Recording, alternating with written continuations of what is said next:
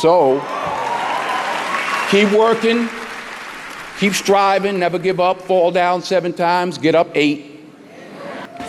I am particularly proud and happy about the young filmmakers, actors, singers, writers, producers that are coming up behind my generation. In particular, Barry Jenkins.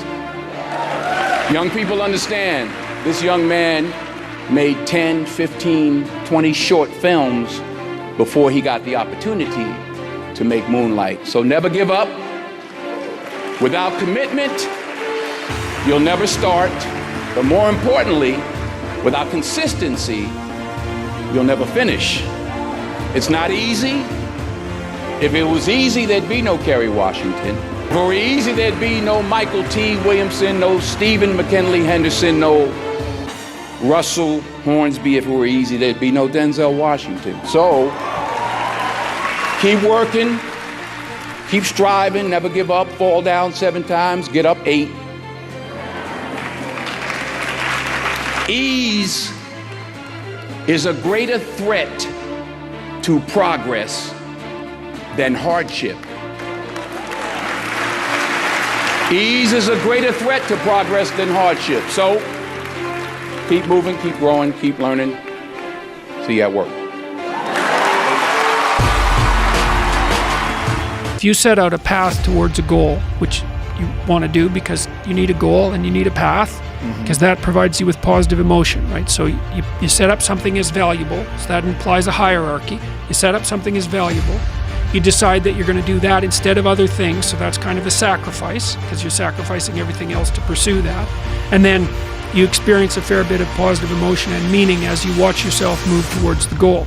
And so the implication of that is the better the goal, the more full and rich your experience is going to be when you pursue it. So that's one of the reasons that's one of the reasons for developing a vision and for fleshing yourself out philosophically, because you want to aim at the highest goal that you can manage.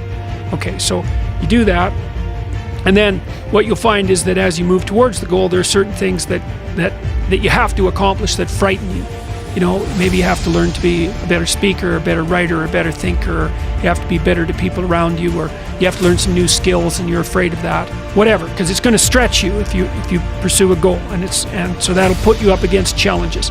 Okay, so all the clinical data indicates, well, the opposite of safe spaces, as Jonathan Haidt has been pointing out, that what you want to do when you identify something that someone is avoiding, that they need to do because they're afraid, you have them voluntarily confront it. What happens is they don't get less afraid, exactly, they get braver. It's like there's more of them, and then here's why. So imagine, you do something new, and that's informative, right? There's information in the action, and then you can incorporate that information and turn it into a skill and turn it into a transformation of your perceptions. So there's more to you because you've tried something new.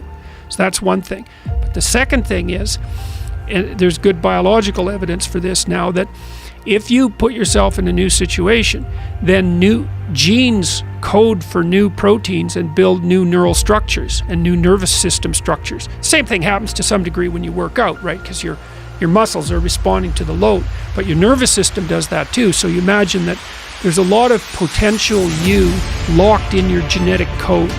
And then if you put yourself in a new situation, then the stress, that's the situational stress that's produced by that particular situation, unlocks those genes and then builds new parts of you. So that's very cool, because who knows how much there is locked inside of you. Okay, so now here's the idea. So let's assume that scales as you take on heavier and heavier loads.